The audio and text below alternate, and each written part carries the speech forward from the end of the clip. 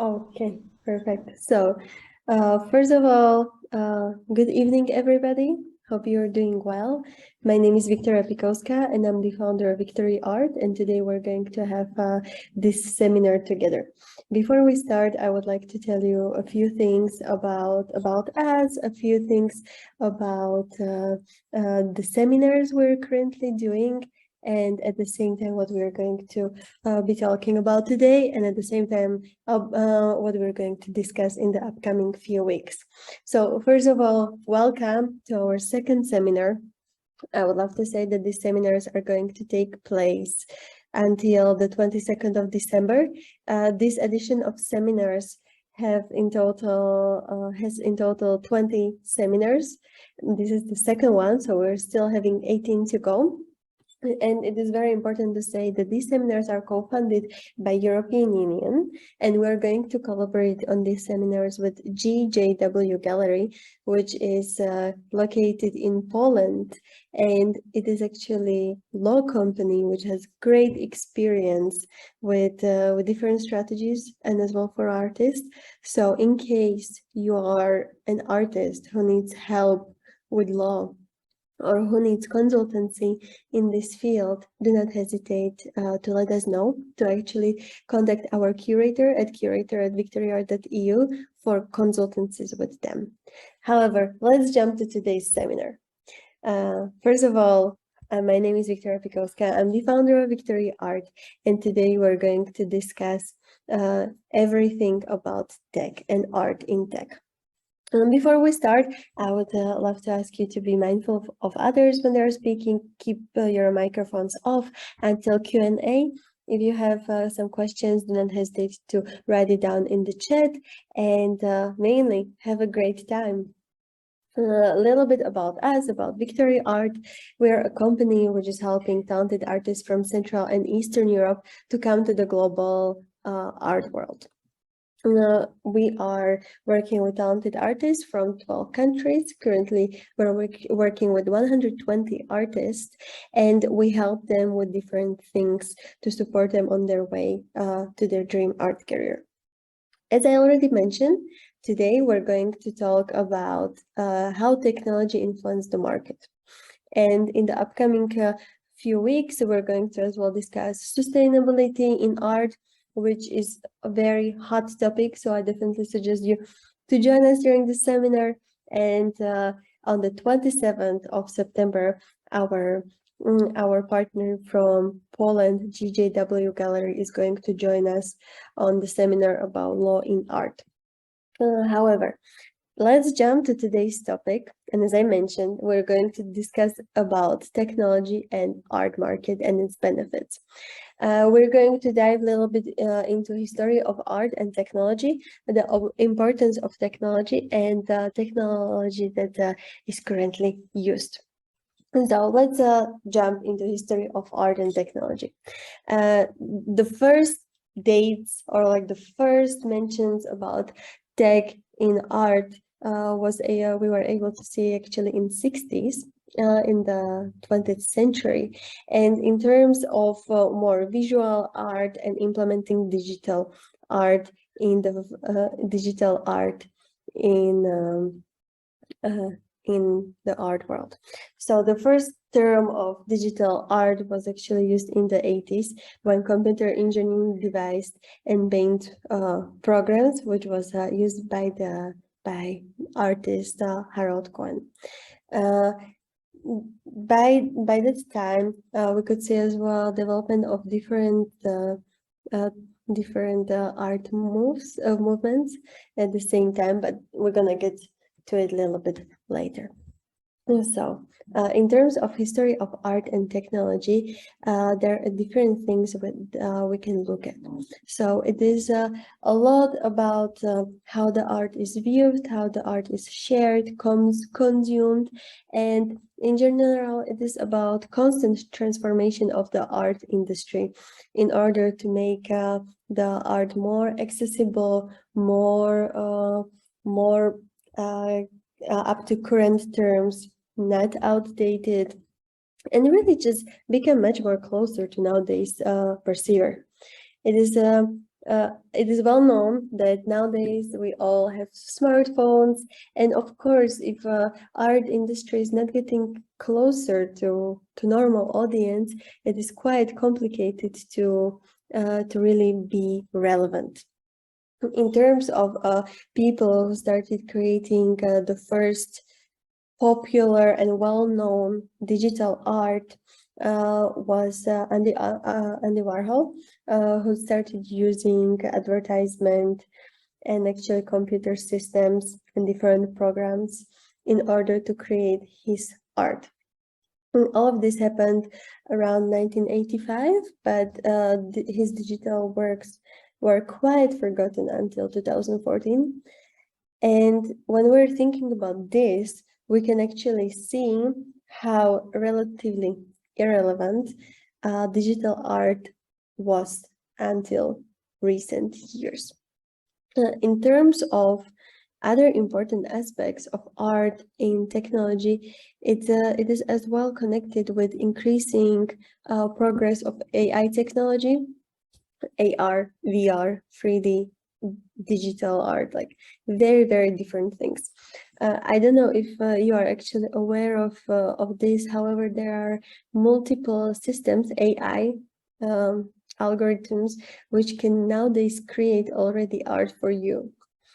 This is actually a huge threat, especially for digital artists, because these systems are so well progressed that many even graphic designers are very scared of staying still relevant, because you pay 10 euros per month and you're able to get graphic design in such a great quality that it's insane. So in thinking about this, digital art and digital artists are becoming, from one perspective, very protected by NFT. We're going to talk about it later, but at the same time, when we're thinking about it, they're getting as well more threatened by development of the technology.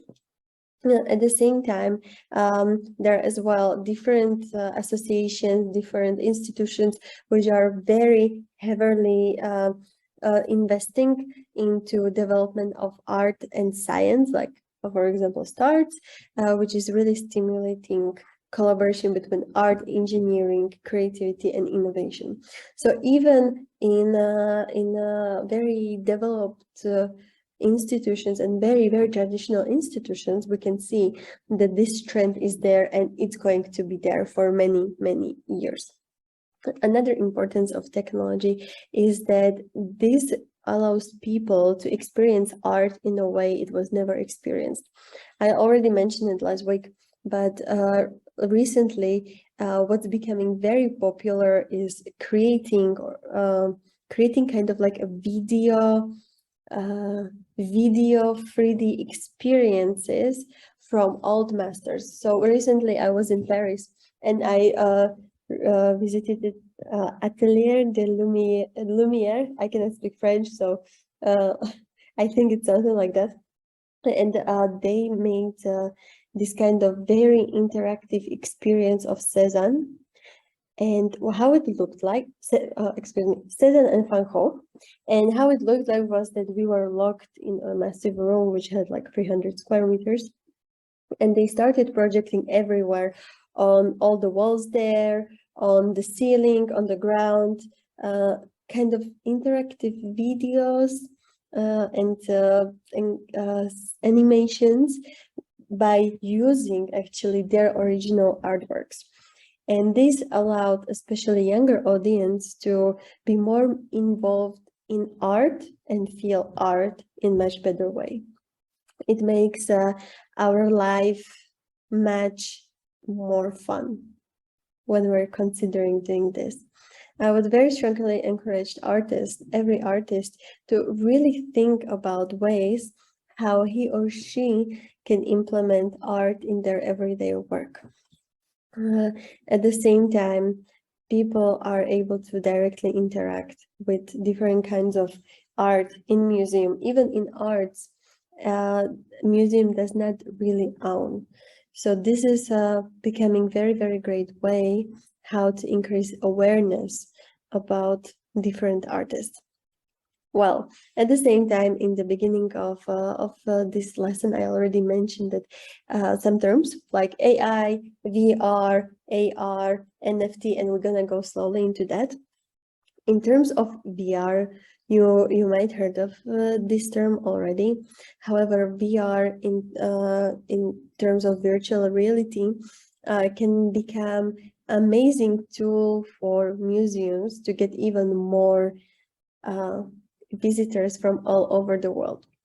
So in terms of COVID and adjusting after COVID or during even pandemic, there was a huge need to bring visitors closer, but not in a physical way, but in another way. And so especially working with VR, virtual reality, and AR, augmented reality, those two tools became two most important tools how museums were able to survive, get additional income, and help sustain. When we're thinking about difference between virtual reality, VR, and augmented reality, AR, it is a little bit similar, but at the same time quite different. So when we're thinking about AR and VR, you have to have kind of like a 3D model of something to really interact. So let's say I have here my phone. If my phone is in 2D, I cannot really do anything with it, like with this video. However, let's say if you're going to our website and you check art pieces by our artist, 99.9% have AR. And so when you click on the product, you scroll down and there is a 3D model of a specific artwork you're looking at.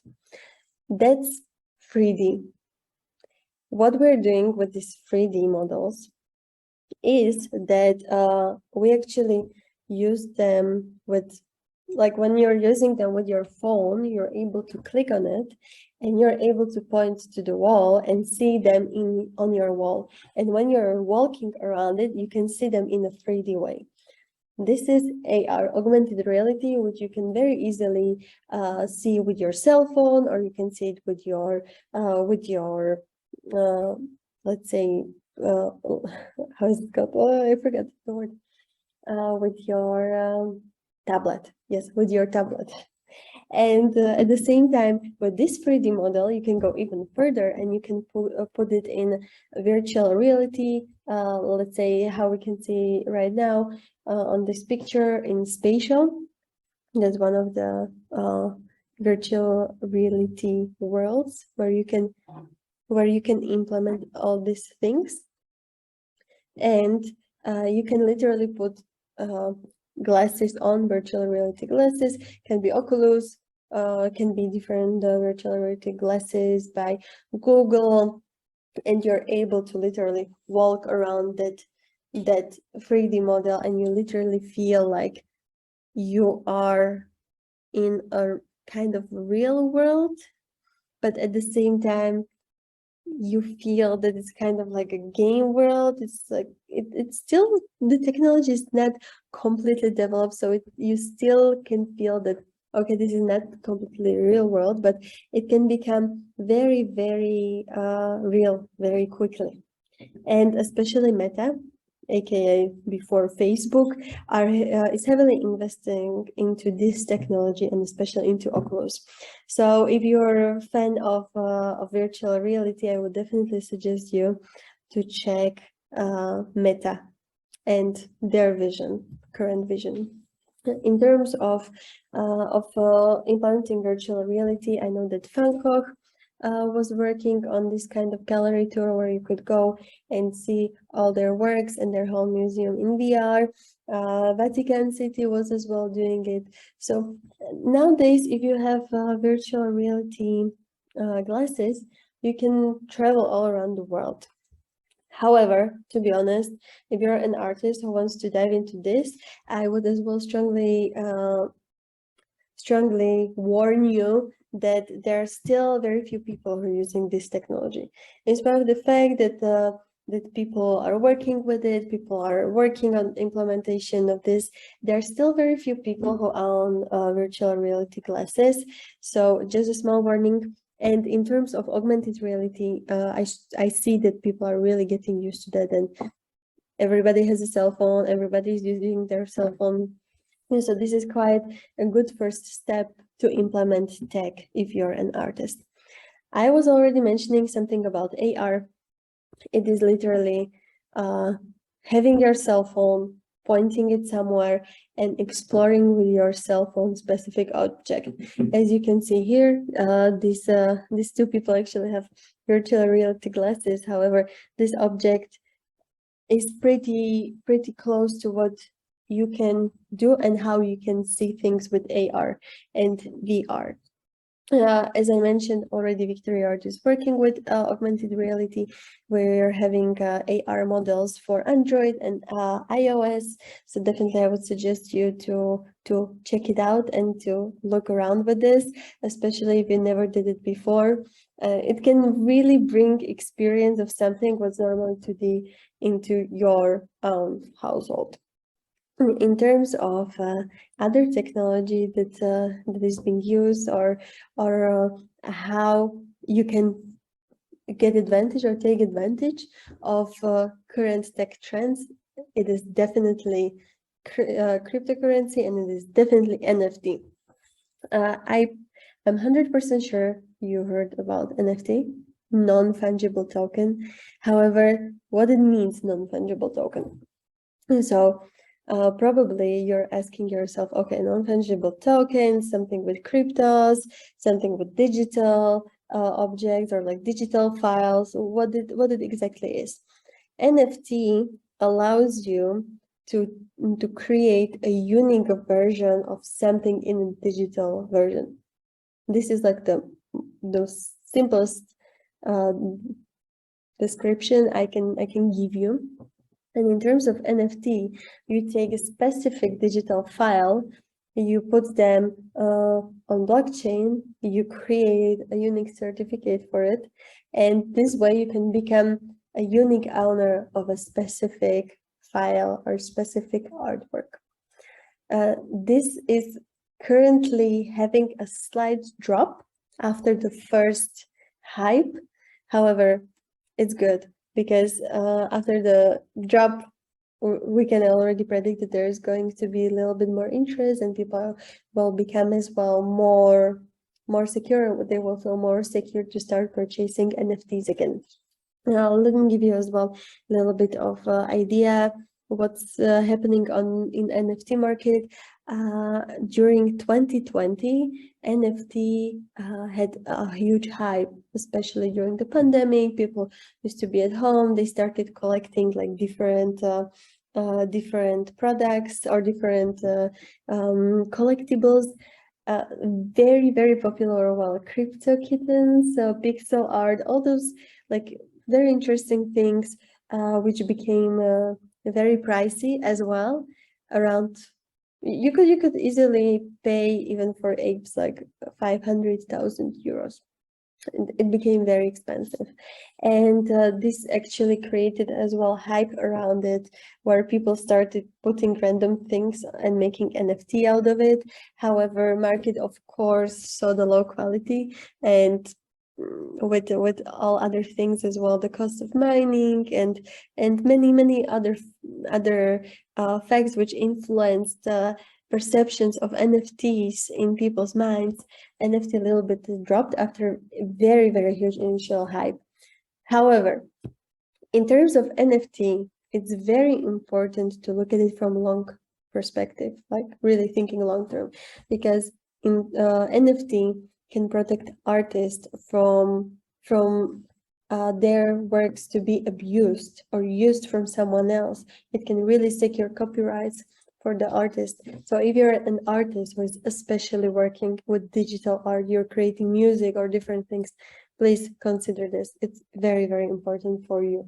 If you need help with NFT, you don't know where to start, you don't know how to start, I definitely suggest you to contact us at curator@victoryart.eu. and you can discuss it with our team, and we can see how we can help you out with this. So in terms of NFTs, maybe you're asking what everything can be NFT, like what's NFT? It can be image, it can be GIF, it can be video, it can be song, audio clips, even tweets. Like the founder of Twitter started selling his tweets, can be memes, can be virtual real estate, what's actually Meta as well doing. It can be even fashion. H&M has, for example, a huge store in Meta, in Facebook's Meta, and there you can buy even like a piece of clothing. So there are so many options for this thing if you really want to work with collectibles and you want to target collectors, but different kind of collectors. It's very crucial to understand that people who are collecting art are rarely collecting NFTs. NFTs is for different kind of people. So when you're creating and building strategy around it, it is important to really understand how these people are operating and what they might be interested in. At the same time, as we already discussed, NFTs are providing easy access to a global art market.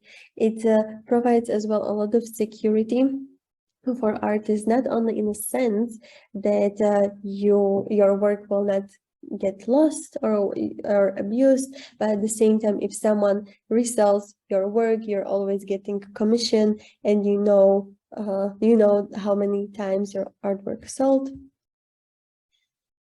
And just a second, we have a new participant. Okay. So, and this is as well very convenient for different smaller collectors, or especially collectors who are really focusing on tech, who want to acquire, exchange, share, or store their collectibles. Well, we're actually at the end of our today's seminar. And if you have any questions, this is the right time to ask me anything. Literally ask me anything.